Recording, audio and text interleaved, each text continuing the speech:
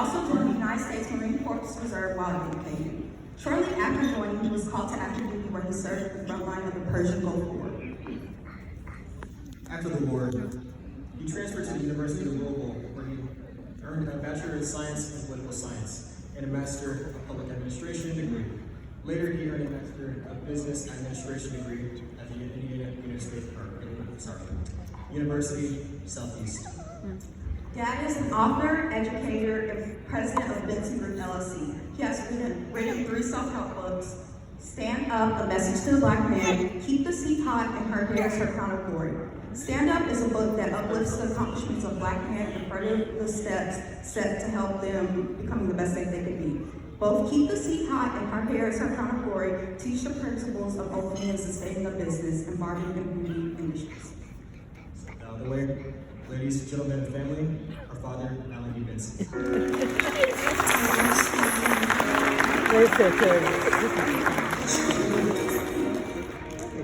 Hey, pull up, lamb. Look at your brother.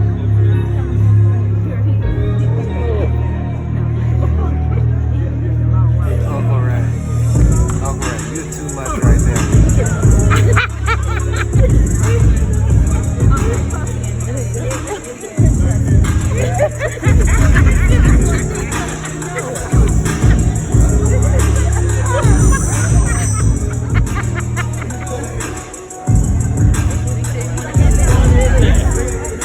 Good evening, everybody. Evening.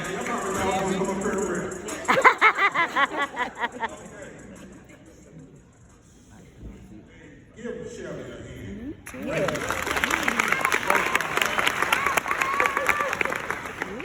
Shelly, even though it doesn't look like it, but I ran track back in the day. And I experienced the same defeat. My track coach told me to out there run 400. I sprinted out there, I was the last one coming in. Then he told me to do 800. It wasn't good. It wasn't good. So, hey, are y'all having a great time? Yeah. It is truly a blessing to be here.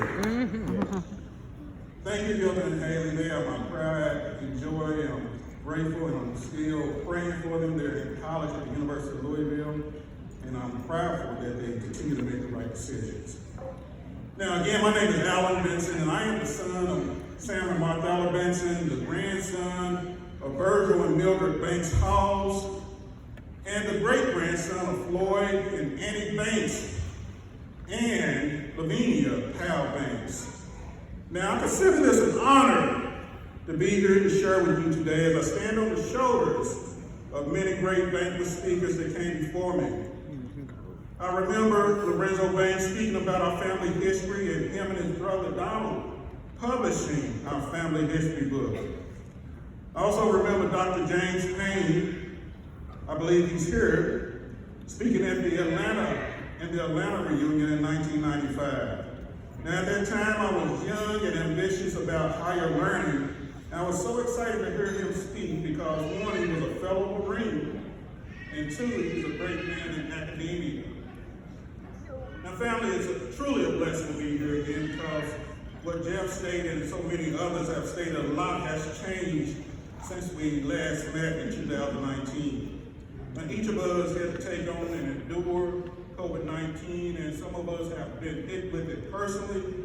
We have experienced death as well as sickness, and my heart goes out to everyone that you will continue to be protected and God will be with you.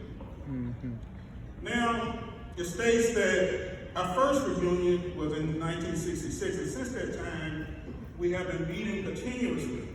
Now, as a family member, I have only missed 2 reunions, even though I look like I'm 21. The first was in 1966, in which I wasn't born, and the second was in California in 1989, because I was serving in the Marines. Now, all reunions have been very memorable to me as long, and I will be there as long as I have my health and strength. Now, I've had some great memories as well as some not so great memories. And one memory occurred when we were having our family reunion when I was 12 in Louisville, Kentucky in 1980. Like our reunions, it was a great event, and we closed the reunion with a picnic at Chickasaw Park. So, my mother, she always said I was always into something. She told me beforehand, Alan, do not go down by that river. Do you think I listened to her? No. I did not.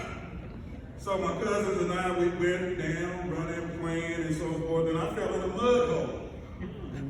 And I have to thank my cousin that's here at Sabrina Banks Mountain that responded quickly to get a tree branch to pull me out. Yes, that's true. It is.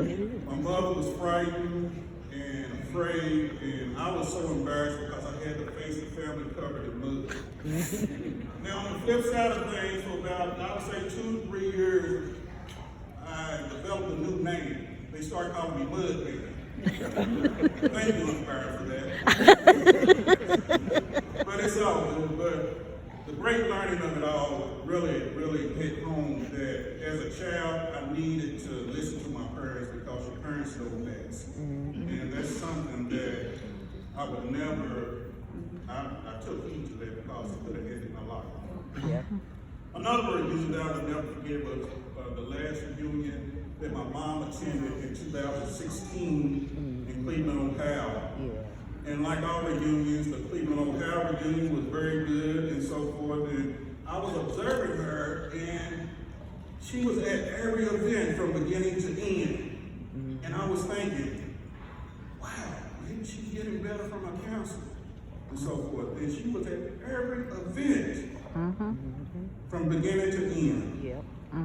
But I now know that really it was her spirit and drive to be with her family one more time that was carrying her on at each event. Mom went on to be with God that year on September 3rd, and I am absolutely unequivocally sure that she, along with our other relatives, are looking down and smiling because we are here one more time. Let us thank God and give ourselves a hand for coming together one more time. That's right. I'm gonna do her. Now, as you see in your program, most reunions had a special theme. In 1983, we had One More Time. In 1995, it was In Touch. In 2001, we had Let's Do It Again. And in 2013, it was Together, just to name a few. And this year's theme is Still Growing Strong. Now, like all others, this is a powerful theme. And if you just allow me just a couple of minutes, I would like to explain to you why the Banks Gregory Powell family is still growing strong. Now, I can't explain to you why we're still growing strong without painting a picture of the history of the Banks, Gregory, and Powell family. So what I'd like for y'all to do is just put on your imagination cap, and as we visit a house called the Banks, Gregory, Powell house. And this is how this house was built. Now, when building any house, what is key is the foundation the house is built on. It has to be solid and able to withstand bad weather, hurt, harm, or danger. Now, the Banks, Gregory, Powell family is still growing strong because our ancestors built a house on the foundation of God's solid rock. That's right. Now, in Psalms 18, in the 2nd verse, it says that the Lord is my rock, my fortress, and my deliverer. My God is my rock, in whom I take refuge. He is my shield and the horn of my salvation, my stronghold. Now, when hearing the stories from my parents and uncles telling me about how they grew up, how they were treated, and sadly cheated, that was a time of darkness for our family and many others. Now, I was told that they grew up, we didn't have that much, but we had plenty to eat. So I know through our faith and prayer, God protected and shielded them, and He shined that light upon our path. Another layer to this foundation, and another reason why we're still growing strong, is because of prayer and faith. We are a praying family, And this started with our ancestors and it still carries on today. Our prayer covers us, and we, as they pray for us for our protection, grace, and elevation in life. Now, as you see, many of us are living a prosperous life, living within our purpose, excelling in our professions, and serving in many decision-making roles. Now, this doesn't say that we're exempt from any life's challenges or consequences, but even in times of trouble, we still can say that we're blessed. And through the prayers and faith, we are able to come together again one more time. And we are over 360 people strong here today for yet another great family reunion. And for that, I know that our angels are watching over us, and these angels are our ancestors. Now, another reason why I feel we are still growing strong is because of the character of our ancestors and what they instilled in us. We were always taught to do the right thing and stand up for what is right. That doesn't mean that we didn't make mistakes, but at the root of it all, it was we were to do what is right as well as to carry ourselves with respect. Now, one of our family members that I think about, we're talking about doing what is right, is Marie Powell. I call her Cousin Marie. Cousin Marie was a woman that was about her business. She stood up for what is right, and she told it like it is. For those who know. Now, I remember a time in 2004 when we were planning our reunion in Louisville, Kentucky, and we would have our monthly meetings, and Cousin Marie was the treasurer of the chapter at the time. She would give her treasurer report at the meeting, and she would also discuss existing expenses as well as monies that family members would give.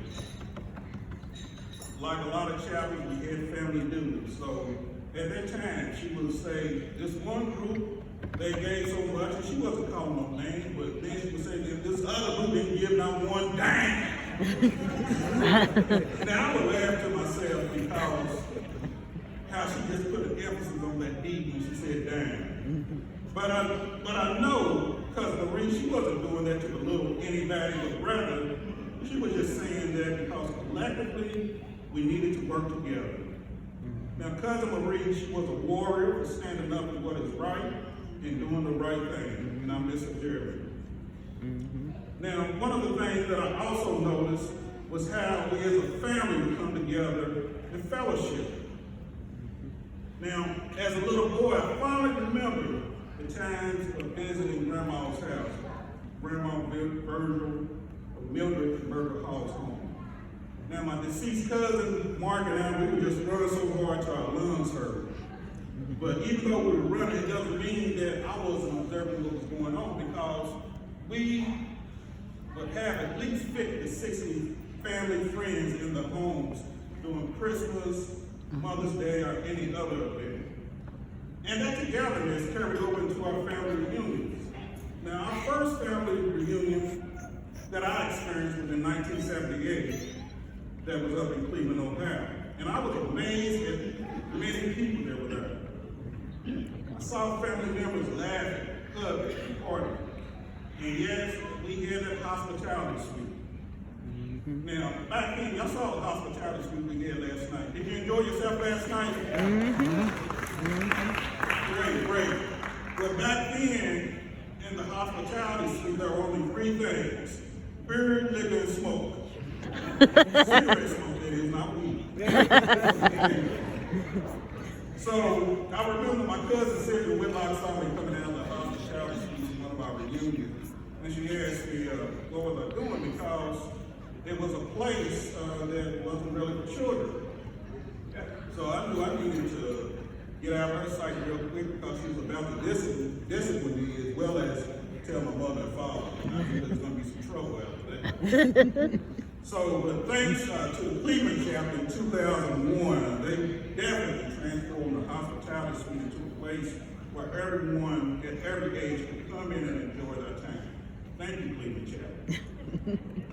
Now, what insulates the Banks Gregory Powell house is love from our ancestors. The love they had and they still have for this family. When I think of the love, I think about Uncle George Banks. He loved the family so that he came up with this scholarship that Jeff spoke about. Not to benefit him, I have his name on it, but to benefit our family members for years to come. I think about his brother, Uncle John Banks. Uncle John loved these family reunions and the fellowship of all family members. And when we would visit, he would always say, "You stay long enough, I'm gonna have to get something, I'm gonna have to cook you something." I also think about cousin Ann Gregory. She loved this family so that she created and composed our family song. And I also think about cousin Sylvia Whitlock. She prayed for, and I know she still is praying for this family.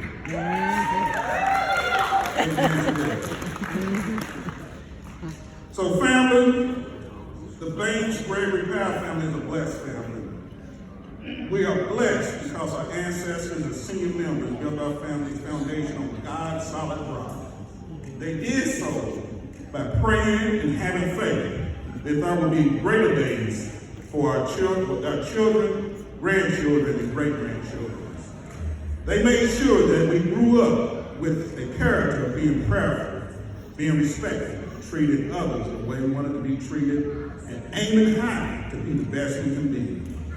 They made sure that we came together, no matter what was happening around us. And they gave us love. The type of love that was encouraging, supporting, and also disciplining. So as I see it, our ancestors and our senior family members built the Banks, Gregory, and Powell house to be stable and able to withstand any storm in life. It has the character appeal to make anybody want to come in, and all the furnishings fit for any king or queen. Now that our ancestors and senior members built an earthly home for us, it is time to pass that key on to future generations. So as I close, my question to you is, what are you going to do? Are we going to build this house, build onto the house of Banks, Gregory, Powell? Yes. I have faith that we will. My family, I love you. Thank you. Walk in faith, and as always, God bless you.